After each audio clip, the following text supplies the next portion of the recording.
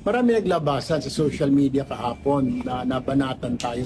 Siguro it was just born out of anger na I said na bend the law to please the people. What I meant was bend the law to for humanitarian reasons. Kasi when you say bend the law, you enforce the law because of yung flexibility at saka yung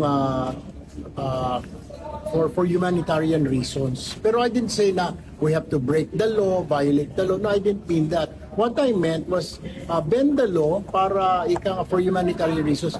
On this issue about returning the money, yung sinasabi ko, isang tabi muna natin yung batas. Kasi sinasabi, may batas daw yung restitution.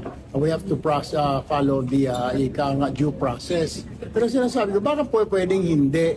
Idiretso nila kung talagang kagaya nga sinasabi ni Secretary Remulla, baka yung voluntary nila isurrender, hindi na tayo dadaan sa korte. Yung dinasabi ng Malacanang sa mga press release ngayon galing ng Malacanang na they believe na dapat isurrender na muna ng mga Diskaya at saka yung mga witnesses na papasok dyan sa protective custody, yung kanilang mga nakuha mula sa gobyerno. And that's what I meant.